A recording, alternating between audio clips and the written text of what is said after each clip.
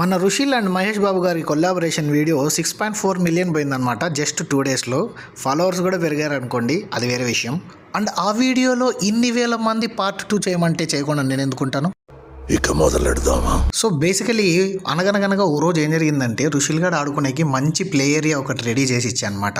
నువ్వు బయటకు వచ్చి చేసే పనులు ఏం లేవు, నువ్వు అక్కడే ఆడుకోరా అని చెప్పా. కుదరదన్నారు. అలా 2 డేస్లో ఆ మంచం కింద ఉన్న గ్యాప్లో నుండి దూరి బయటకు వచ్చేసాడు అనమాట. సరే ఒక రూమ్ అంతా వాడికే డెడికేట్ చేసేద్దామని చెప్పి ఇలా చెక్కలతో అడ్డు పెట్టి ఆడుకోమని చెప్పా అనమాట. కుదరదన్నారు. సరేలే ఏదన్నా ఫొటోస్ దిద్దామని చెప్పి లేడీ గెటప్ వేసినాం కదా, ఆ డ్రెస్లో బయటికి రాలేడు. సాంప్రదాయిని సుప్పిని అలా బిహేవ్ చేస్తాడు అనుకున్నా, కానీ కుదరదన్నారు. ఇలా అయితే నాకు కుదరదని చెప్పి కింద గ్యాప్ లేకోకుండా ఇంకో చెక్క కొట్టేసా అనమాట. అలా అప్గ్రేడ్ చేసిన తర్వాత ఏమీ చేయలేక నిస్సహాయంతో అక్కడ నిలబడి చూసేవాడు. పావు రెండో రోజు బాగానే వాడు డ్యాన్స్ ఆడుతూ హ్యాపీగా ఎంజాయ్ చేశాడనమాట.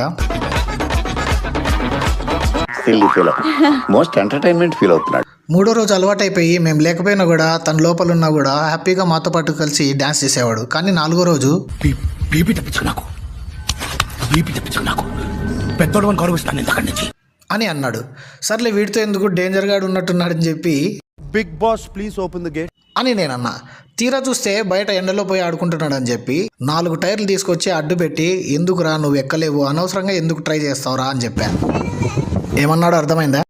కుదరదన్నారు.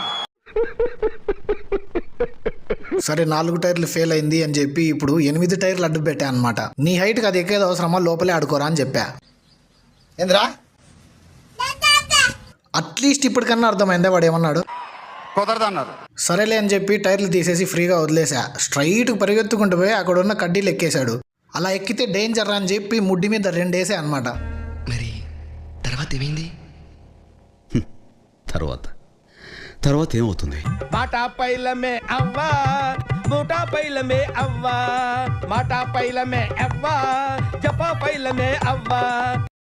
గ్యాప్ ఇవ్వరా, గ్యాప్ ఇవ్వు. 1 2 3 అసలు ఇది ఫేసా దెబ్బల దుకాణమా?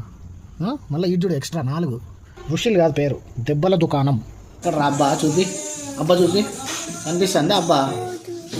ఆ మొహం మీద అంత పెద్ద అబ్బా నీకు కనపడలేరా? ఇద్దరు ఈడ అది కనపడలేదా? ఇది కూడా అబ్బేరా? తప్పులేదు అబ్బలు అవ్వడంలో. జీవితంలో నువ్వు ఇంకా మారను. Very interesting but I don't care.